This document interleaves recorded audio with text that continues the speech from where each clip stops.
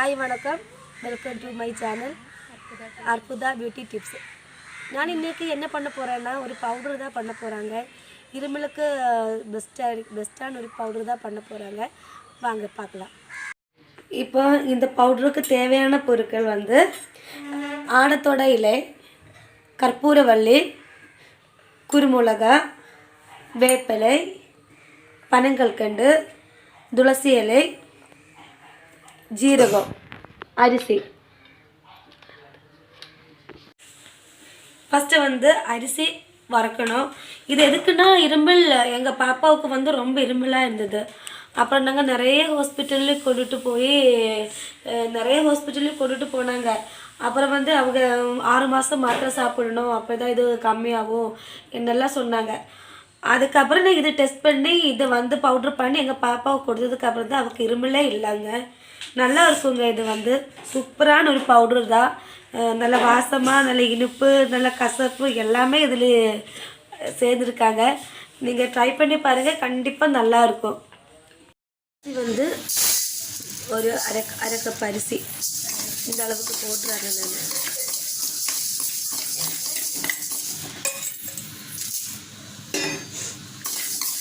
நான் இது என்னென்ன யூஸுக்குன்னா, இது இருமலுக்கு நல்லா இருக்குங்க. அப்புறம் சளி, என்ன ஏஜில் ஆனாலும் சாப்பிடலாம். வயசானவங்களுக்கு சாப்பிடலாம், குழந்தைகளுக்கு சாப்பிடலாம், எல்லாருக்குமே சாப்பிடலாம். நீங்கள் கண்டிப்பாக ட்ரை பண்ணி பாருங்கள். பிடிச்சதுன்னா எனக்கு லைக் பண்ணுங்கள். கண்டிப்பாக உங்களுக்கு பிடிக்கும். நீங்கள் ட்ரை பண்ணி பாருங்கள், கண்டிப்பாக நல்லாயிருக்கும். அதுக்கப்புறம் லைட்டாக சூடு இதுக்கப்புறம் நம்ம இந்த இலை போடணும், கற்பூரவள்ளி இலை.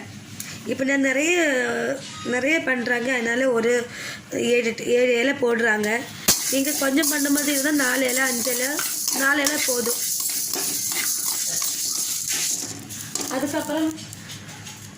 அதுக்கப்புறம் அதில் ஒரு வேப்பந்தலை கிழுந்தலை தான் போடணும்.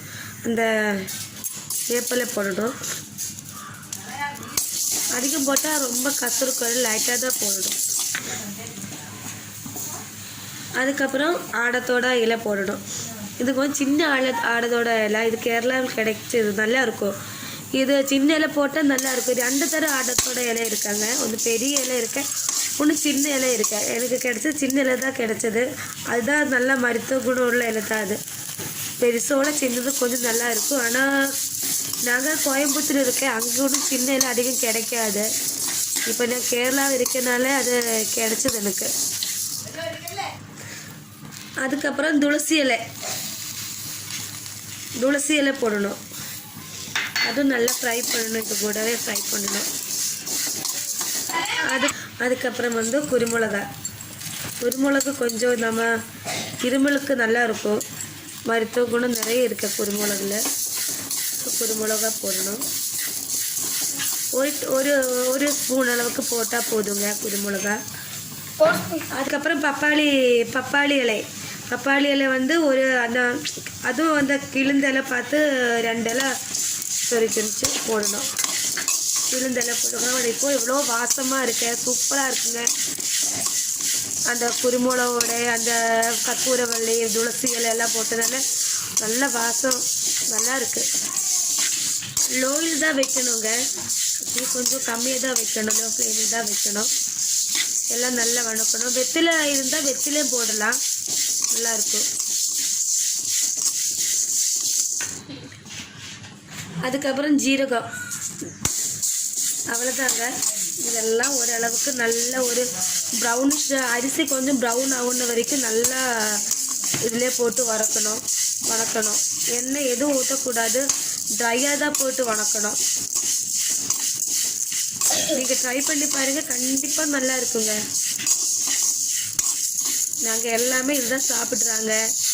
என்னோடய கிளைண்ட்டுக்கு கொடுத்துருக்காங்க, நிறைய பேருக்கு. இது பவுடர் பண்ண போகிறாங்க. பாருங்கள், இந்த அளவுக்கு அரையணும். இந்த அளவுக்கு இது அரைச்சதுக்கப்புறம் நம்ம பனங்கல்கண்டு ஒரு 3 ஸ்பூன் பனங்கல்கண்டு போடணும். நம்ம பனங்கல்கண்டு போட்டாச்சு. அதுக்கப்புறம் நல்லா பவுட்ரு பண்ணணும். ரெடி ஆயிடுச்சு. பாருங்கள் எவ்வளோ டேஸ்ட்டாக இருக்கும், நல்லா இருக்கும். கண்டிப்பாக ட்ரை பண்ணி பாருங்கள்.